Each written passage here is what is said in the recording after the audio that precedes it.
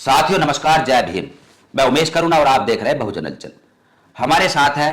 Bahujan Samaj party के fire brand विरंमन नेता जितेंद्र शर्मा जी। अक्सर आप इनको देखते रहते हैं, परिचित है आप इनसे।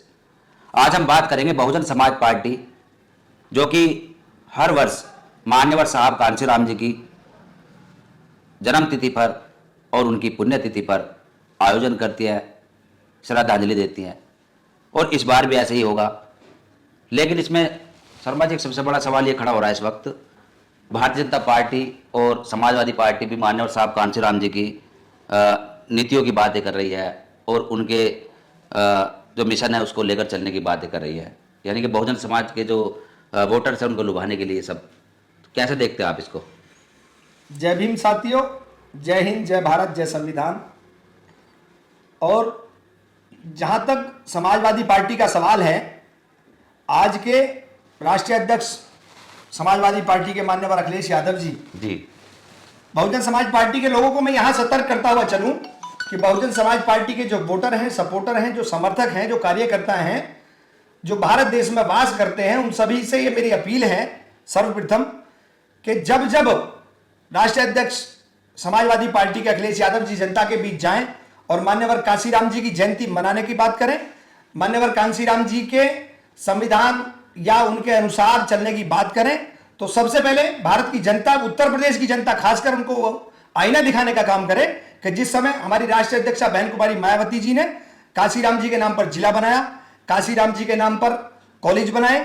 और उनको सर्वप्रथम आने के बाद सत्ता में अखिलेश यादव जी जब आए सत्ता में 2012 में, तो सबसे पहला काम उन्होंने यही किया कि मान्यवर कांशीराम जी के जिले का नाम बदला और उस कॉलेज का नाम बदला, और जो भी संस्थाएं मान्यवर कांशीराम जी के नाम, महापुरुषों के नाम पर बहन कुमारी मायावती जी ने रखी, उनको सबको बदलने का काम अखिलेश यादव ने किया है जी। उत्तर प्रदेश में 15 मार्च को मान्यवर साहब कांशीराम जी की जयंती है जी। और अभी से हम देख रहे हैं कि समाजवादी पार्टी के जो नेता है, जो उनके कार्यकर्ता है, जो आपने नीला गमछा पहना हुआ है, इसको गले में डालकर, केवल नीला जी, उसके ऊपर चिन्ह नहीं है ये हाथी का जी। लेकिन इससे मतलब क्या, मतलब डाइवर्ट करना चाह रहे हैं, ये कैसे लग रहा है आपको इसमें? देखिए, उत्तर प्रदेश में जो बिहार, जो लगातार बहन कुमारी मायावती जी के संदेश के अनुसार जो उत्तर प्रदेश में सत्ता परिवर्तन की लहर बहुजन समाज पार्टी की तरफ आती दिख रही है लोगों को, उससे सभी राजनीतिक समीकरण बिगड़ गए हैं। मतलब बौखलाहट है एक तरह से। सभी पार्टियों के अंदर इतनी बौखलाहट है कि आज उत्तर प्रदेश की वर्तमान सरकार को तीसरा उप मुख्यमंत्री घोषित करना पड़ रहा है। आप देखिए कि जनता इस कदर इनसे परेशान है, वर्तमान की सरकार हो चाहे 2012 से 17 के बीच में समाजवादी की सरकार हो, इन लोगों ने इस तरह से काम किया है कि अब लोगों की निगाहें बहुजन समाज पार्टी की तरफ इस तरह से लगी हुई हैं कि अगर कोई पार्टी उत्तर प्रदेश में है इस वक्त जो न्यायकारी और संविधान संगत काम कर सकती है, तो वो सिर्फ और सिर्फ बहुजन समाज पार्टी है। उसी को देखते हुए, उसी का बढ़ता हुआ जनसैलाब, बढ़ता हुआ जनाधार, स्वर्ण समाज के लोग, सभी यूजीसी के सताए हुए लोग,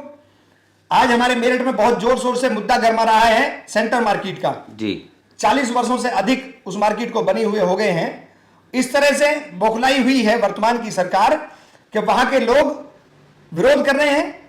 बहुत ज्यादा विरोध कर रहे हैं, और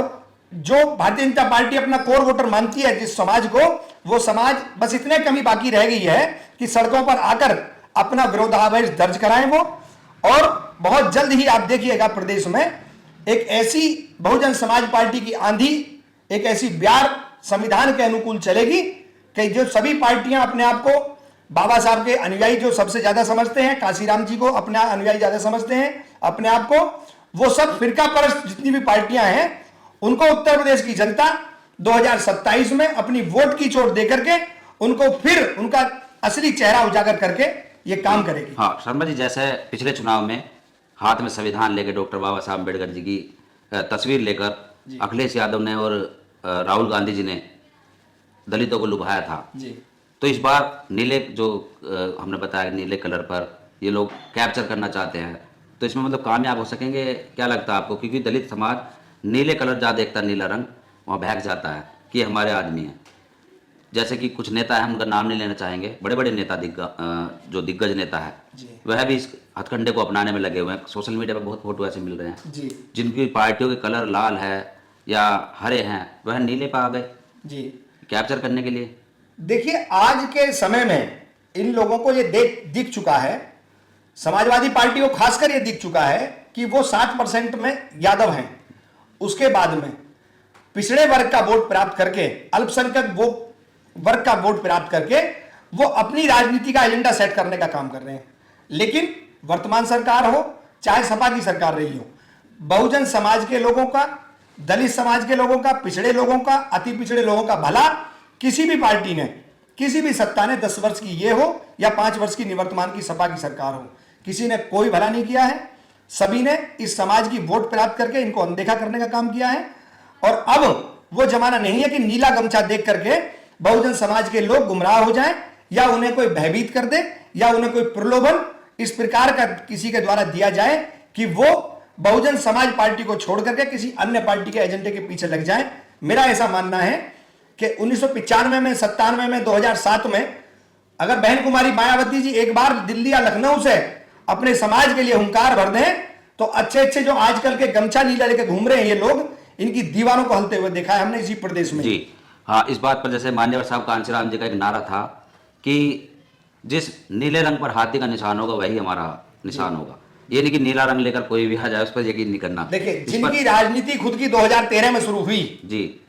जो नीला गमछा लेकर आज लोग तथाकथित घूम रहे हैं, बहुजन समाज के नेता अपने आप को मान रहे हैं, उनकी राजनीति 2013 में शुरू हुई है और मान्यवर काशीराम जी का परिनिर्वाण बहुत पहले हो गया था जी। उनकी मृत्यु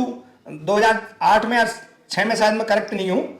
तो जो लोग नीला गमछा लेकर के आज राजनीति करने का काम कर रहे हैं उन्होंने तो कभी परछाई भी नहीं देखी मान्यवर काशीराम जी की। और मान्यवर काशीराम जी ने लिखित में, आप देखिए कितना बड़ा काम किया मान्यवर काशीराम जी ने, कि जब उत्तराधिकारी घोषित करने का समय आया, अंतिम समय में जब बहुजन समाज पार्टी की संस्थापक मान्यवर काशीराम जी ने सोचा, अपने मन में विचार किया कि इस बहुजन समाज का असली हकदार कौन होगा, तो उन्होंने लिखित में रजिस्टर्ड करके सिर्फ और सिर्फ बहन कुमारी मायावती जी को अपना उत्तराधिकारी घोषित किया। और बहुजन समाज, पिछड़ा हुआ समाज, दलित समाज और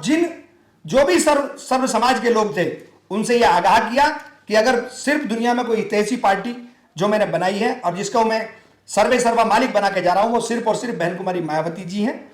तो ये 2013 के 15 के आए हुए आदमी जो नीला गमछा लेके घूम के काम कर रहे हैं, इनको तो मान्यवर काशीराम जी की एबीसीडी भी नहीं पता है। यानी कुल मिलाकर नीले रंग पर कोई कैप्चर नहीं कर पाएगा। नहीं, बहुजन समाज इतना जागरूक हो चुका है कि नीले रंग का गमछा घेरने से बहुजन समाज पार्टी का वोट बैंक कोई दुनिया की ताकत ना कम कर सकी और ना आगे आने वाले समय में कम कर पाएगी। बहुजन समाज के लोग समझदार है और समझ रहे हैं इस बात को भी कि गले में कोई भी नीला गमछा डाल रहे तो इससे वह बहुजन हितैषी नहीं हो सकता। जैसे कि शर्मा जी ने बताया कि जिलों के नाम बदलने वाले और स्कूलों के नाम, महापुरुषों के नाम बदलने वाले कोई और नहीं, वह अखिलेश यादव ही थे। और इसके अलावा अखिलेश यादव व समाजवादी पार्टी की जो बहुजन विरोधी, खासतौर पर बहुजन समाज पार्टी विरोधी नीति रही है, उस बारे में भली भांति समाज के लोग जानने लगे हैं। और मैं तो बहुजन समाज के लोगों से एक अपील यह भी करता हूं कि 9 अक्टूबर मान्यवर काशीराम जी की जो पुण्यतिथि, परिनिर्वाण दिवस लखनऊ में मनाया गया जी, जिसको बहुजन समाज के लोगों ने भरा, 15 से 20 लाख की लोगों की भीड़ वहां गई, वो सब मान्यवर काशीराम जी की अपनी आस्था रखते थे, मान्यवर काशीराम जी के। और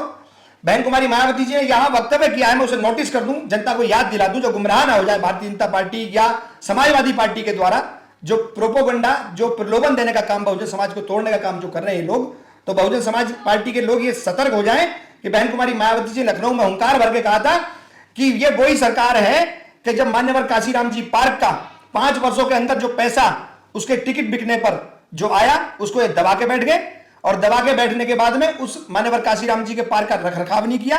उत्तर प्रदेश की समाजवादी सरकार ने। तो बहुजन समाज पार्टी के लोग ये सब जानते हैं और उनको ये याद रखना चाहिए कि जो बहुजन समाज पार्टी का अपने आप को हितैषी बताकर झूठा प्रोपोगंडा और गुमराह करने का काम कर रहे हैं, वो उनसे अपनी बात सतर्क रहेंगे। और 2027 में आप देखिएगा